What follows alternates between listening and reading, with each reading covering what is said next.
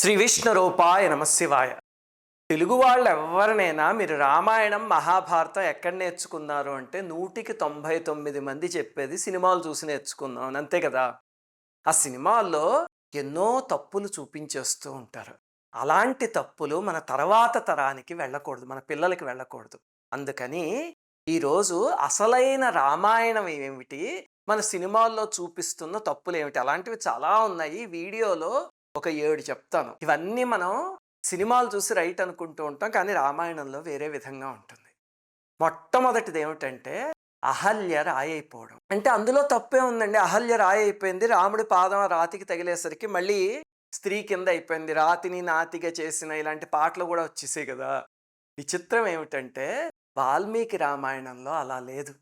వాల్మీకి రామాయణం మూలం తీసి చూస్తే కనుక ఇహవర్ష సహస్రాణి బహూన్నిత్వం నివత్స్యసి వాయుభక్ష నిరాహార తప్యంతి భస్మశాయిని అదృశ్య సర్వభూతానాం ఆశ్రమేస్మిన్ నివత్స్యసి. ఇది గౌతమ మహర్షి అహల్యకిచ్చిన శాపం.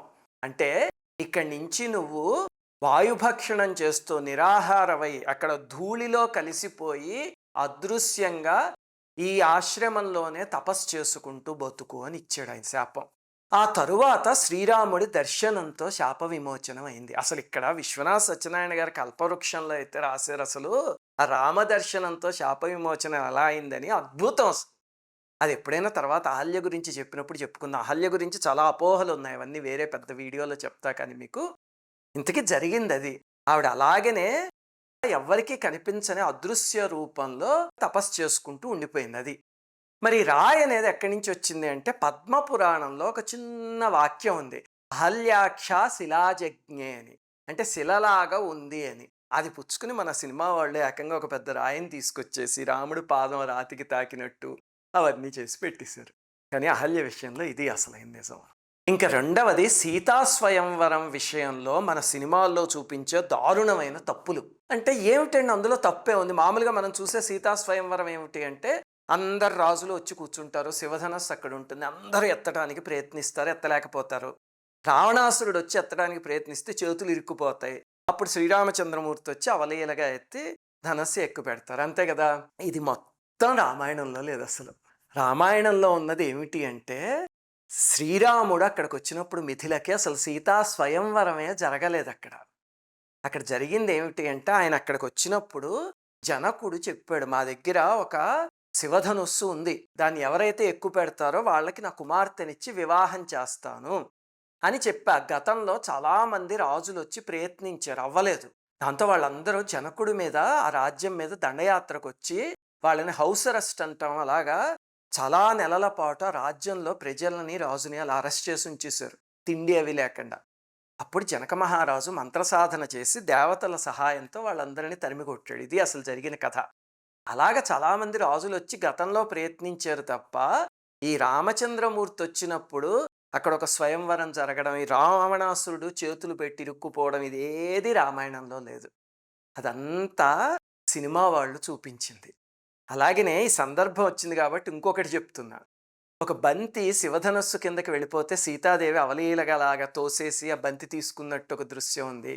అది పిట్ట కథ, అసలు అది రామాయణంలోనూ లేదు. అయితే ఎక్కడి నుంచి వచ్చాయి ఇవన్నీ అంటే చెప్పాలంటే సంపూర్ణ రామాయణం సినిమా నుంచి వచ్చాయి. తెలుగులో సంపూర్ణ రామాయణం అని ఒక సినిమా ఉంది, అందులో ఇవి రెండు ఉన్నాయి. రావణాసురుడు శివధనస్సు కోసం ప్రయత్నించేదైతే కనుక ఎస్వి రంగారావు గారు చేశారు. ఆయన వచ్చి అసలు పరమేశ్వరుడు కొండనే ఎత్తిన వాడికి కోదండ ఏ పాటి అని చెప్పి ఎత్తుతూ ఉంటే కళ్ళు అతుక్కుపోతాయి స్క్రీన్కి. దాంతో ఎవరికి అసలు ఇది నిజమా అబద్ధమా అనే ఆలోచన రాదు. ఆయన అంతటి మహానటుడు. ఆ సినిమాలోనే బంతి శివధనస్సు కిందకి వెళ్ళినట్టు కూడా తీశారు కదా. అక్కడి నుంచి తెలుగు వాళ్ళకి అది అలవాటైపోయింది.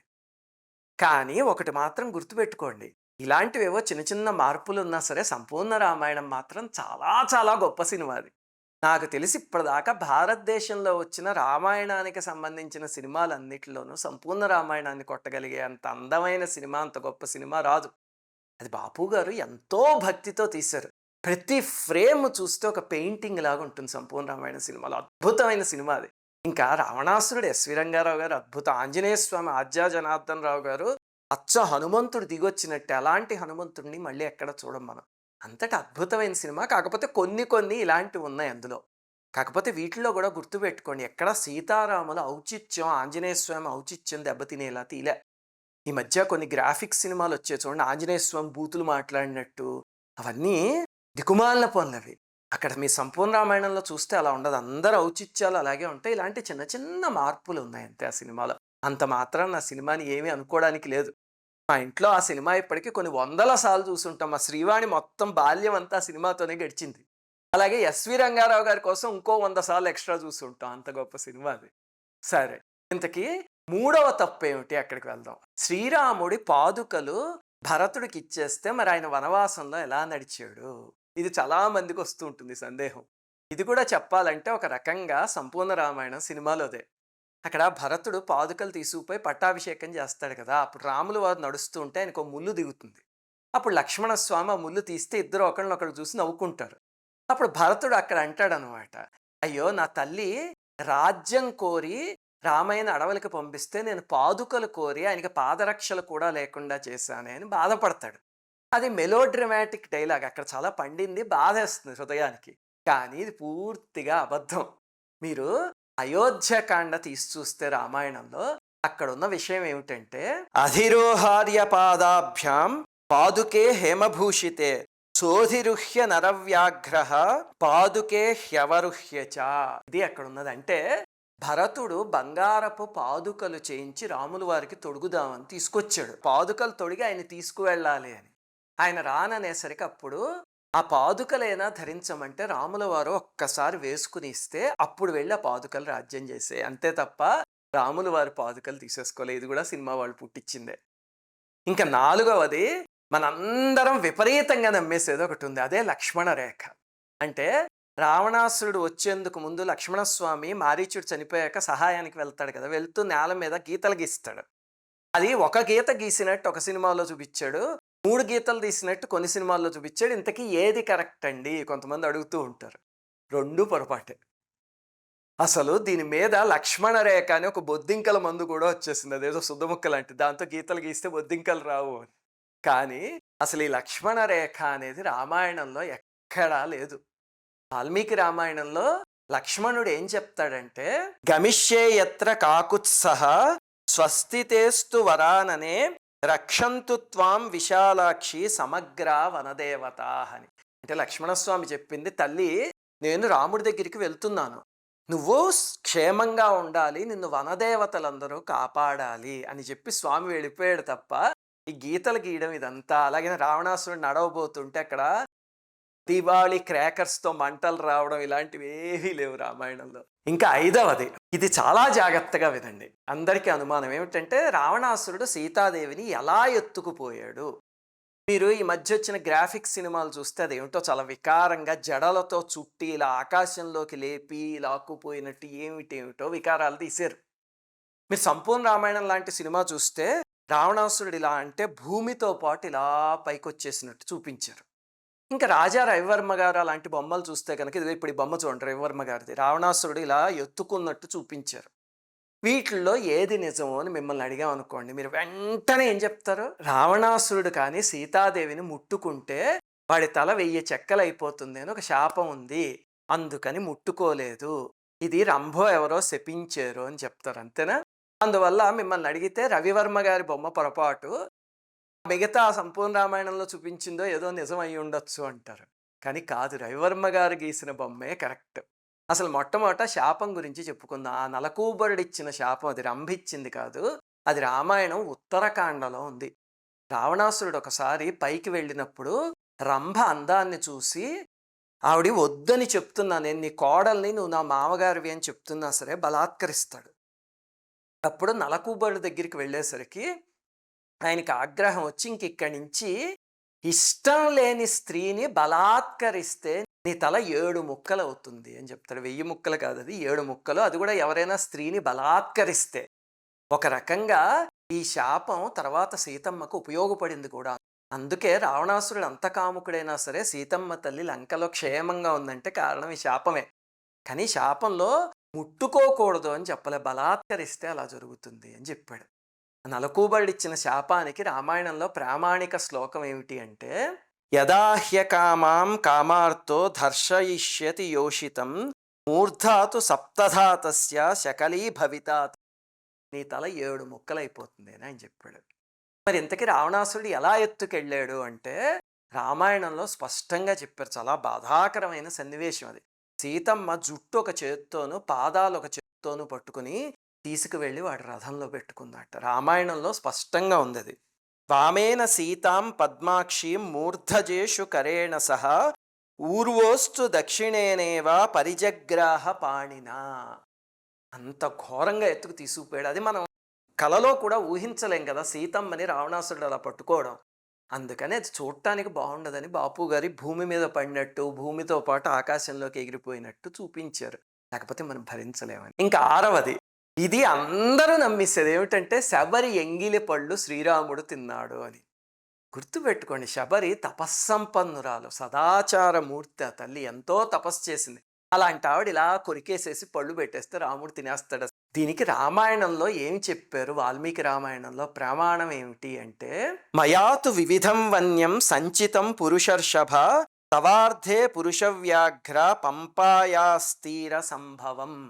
అంటే స్వామి, ఈ పంపానది తీరంలో ఉన్న పళ్ళు అవన్నీ నీ కోసం కోసి తెచ్చాను అని సమర్పించింది. అంతే తప్పి నోటికి అందించటం ఇది రామాయణంలో లేదా. తర్వాత ఆవిడ శరీరం వదిలేసినట్టుంది. అందుకని ఎంగిలి పళ్ళు పెట్టడం అనేది తప్పు. మరి ఇది ఎలా వచ్చింది అంటే పద్మపురాణంలో ఇంకొక డీటెయిల్ ఉంది. అదేమిటంటే ఆవిడ ప్రతిరోజు చెట్ల దగ్గరికి వెళ్ళి ఆ చెట్టు పళ్ళు కోసి రుచి చూసి ఏ చెట్టు పళ్ళు తీయగా ఉంటే అవి రాముల వారి కోసం తీసి పెట్టేది. దాన్ని సినిమా వాళ్ళు కొరికేసి పెట్టినట్టుగా చూపించారు. అంటే అలా పెడితే రాముడు తీసుకోడా అంటే భక్తితో పెడితే తీసుకుంటాడు. శివయ్య కన్నప్ప ఎంగిలి మాంసం పెడితే తినలేదు ఆయన, అలాగే తింటాడు రామచంద్రమూర్తి కూడా. కానీ ఆవిడ అలా చెయ్యదు, ఆవిడ తపస్సంపన్నురాలు. ఇంకా ఆఖరిది 7వది, ఇది అందరూ నమ్మి శ్రీరాముడిని కూడా దూషిస్తూ ఉంటారు. ఇదేమిటంటే రావణాసురుడి నాభిలో అమృత భాండం ఉంది, దాన్ని బాణం వేసి కొట్టాడు శ్రీరామచంద్రమూర్తి. అలాగే నాభిలో కొట్టడం తప్పు, ఆ సలహా విభీషణుడు ఇచ్చాడు అని. ఇంకొక వర్షన్ ఏమిటంటే సంపూర్ణ రామాయణ సినిమాలో చూపించింది, రాముల వారు పైకే బాణం వేస్తే కనుక ఆంజనేయ స్వామి వాయుదేవుడిని అడిగి దాన్ని నాభిలో తగిలేలా చేశాడు అని. వాల్మీకి రామాయణంలో ఉన్నది ఏమిటి అంటే రాముల వారు ఎన్నిసార్లు శిరస్సు ఖండించినా మళ్ళీ తలకాయలు మొలుస్తూనే ఉన్నాయి రావణాసురుడికి. అప్పుడు మాతలి అని రథసారథి ఉన్నాడు శ్రీరామచంద్రమూర్తికి, ఆయన ఇంద్రుడు పంపితే వచ్చాడు. ఆయన రామయ్య ఇంకా ఆలోచిస్తావేంటి, నీ దగ్గర బ్రహ్మాస్త్రం ఉంది కదా, తీసివెయ్యి అని చెప్తే అప్పుడు రాముల వారు బ్రహ్మాస్త్రం వేశారు. అంటే మనకు అనిపిస్తుంది ఏమిటంటే రాముడికి తెలియదా సారథి చెప్పాలా అని. దానికి 2 కారణాలు. మొట్టమొదటిది ఏంటంటే శ్రీరామచంద్రమూర్తి త్రూఅవుట్ రామాయణం మానవుళ్లాగా నటించాడు ఆయన. ఈ సారథి చెప్పడానికి కారణం ఏమిటంటే ఆ బ్రహ్మాస్త్రం ఇంద్రుడి దగ్గరించి అగస్త్య మహర్షికి, అగస్త్య మహర్షి దగ్గరించి శ్రీరామచంద్రమూర్తికి వచ్చింది. ఇంద్రుడి దగ్గరది అంటే మరి ఇంద్రుడి సారథికి తెలుసు కదా, ఆ రకంగా చెప్పించారు ఆయన చేత. ఇంతకీ అప్పుడు రామచంద్రమూర్తి బాణం వేస్తే జరిగింది ఏమిటి, రామాయణంలో ఏం చెప్పారు అంటే, స విసృష్టో మహావేగ శరీరాంతకరశర విభేద హృదయం తస్య రావణస్య దురాత్మన. అంటే అప్పుడు రాముడు బాణం వేస్తే బ్రహ్మాస్త్రం అది రావణాసురుడి హృదయాన్ని చీల్చేసింది అని చెప్పారు. గుండెల మీద కొట్టాడు శ్రీరామచంద్రమూర్తి, అంతేకాని నాభిలో కొట్టలేదు. వాల్మీకి రామాయణంలో అలా లేదు. మరి ఎక్కడుంది ఇది అంటే ఆధ్యాత్మ రామాయణం అని వ్యాస మహర్షి ఇచ్చింది ఒకటి ఉంది. అందులో ఉంది అమృత భాండం కథ, అది బ్రహ్మాండ పురాణానికి సంబంధించింది. మరి అయితే వాల్మీకి మహర్షిని నమ్మాలా వ్యాస మహర్షిని నమ్మాలా అంటే ఒకటి గుర్తుపెట్టుకోండి, మహర్షుల్ని తీసుకొచ్చి బోన్లో నించోబెట్టి ఒక కోర్టులో మనం నిలబడి నువ్వు చేసింది తప్పు, నువ్వు చేసింది రైటు అని మహర్షులనో శ్రీరామచంద్రమూర్తినో విమర్శించే స్థాయి కాదు మనది. వాళ్ళ కాలి గోటికి కూడా సరిపోం మనం. కాకపోతే మరి వ్యాస మహర్షి ఎందుకు అలా రాశారు అంటే, వ్యాస మహర్షి రాసిన రామాయణం వేరే కల్పంలో జరిగింది, వాల్మీకి మహర్షి రాసింది వేరే కల్పంలో జరిగింది. మనందరం చదువుకునేది సినిమాల్లో చూసేది వాల్మీకి మహర్షి ఇచ్చిన రామాయణం. అలాగే తులసీదాస్ గారు రాసింది ఇంకో కల్పంలో జరిగింది. రామాయణం ఎన్నోసార్లు జరిగింది అనడానికి వ్యాస మహర్షి చెప్పినవే చాలా ప్రూఫ్లు ఉన్నాయి. అందువల్ల వాళ్ళు వేరే వేరే రామాయణాలు రాశారు. మన సినిమా వాళ్ళు చేస్తున్న పొరపాటు ఏమిటంటే వాల్మీకి రామాయణం చూపిస్తూ వాల్మీకి క్యారెక్టర్ కూడా చూపిస్తూ వాల్మీకి రామాయణంలో లేనివన్నీ కల్పిస్తారు. ఉదాహరణకి లవకుశ సినిమా తీసి చూస్తే అది కూడా చాలా మంచి సినిమా, నాకు చాలా నచ్చే సినిమా. కానీ అందులో చూస్తే మీరు వాల్మీకి మహర్షి క్యారెక్టర్ త్రూఅవుట్ ఉంటుంది, కానీ వాల్మీకి రామాయణంలో ఉన్న కథ ఉండదు. ఉత్తర రామ చరిత్ర అక్కడి నుంచి తీసుకుని రాశారు. వాటి వల్ల జరుగుతున్నాయి పొరపాట్లు. ఈ రామాయణాలు అన్నీ కరెక్టే కానీ మనం అనుసరించేది వాల్మీకి మహర్షి రచించిన రామాయణం. దాని గురించి చెప్పేటప్పుడు వాల్మీకి రామాయణంలోవే చెప్పాలి. మిగతావి తెచ్చి కలపకూడదు. ఇప్పుడు ఇవి అర్థమయ్యాయి కదా! ఇలాంటివి ఇంకా బోలెడున్నాయి మన సినిమా వాళ్ళు చూపించిన తప్పులు. మీకు ఆసక్తి ఉంటే కనుక ఇంకొకసారి ఎప్పుడైనా ఇంకో వీడియోలో ఇంకా చాలా చెప్తా. జై శ్రీరామ్. శ్రీమాత్రే నమః. అందరికీ నమస్కారం. మన ఆధ్యాత్మిక వీడియోల్ని 3 ఛానల్స్గా విభజించాం. 3 ఛానల్స్కి సబ్స్క్రైబ్ చేసుకొని పక్కనే ఉన్న బెల్ ఐకాన్ని క్లిక్ చేయండి.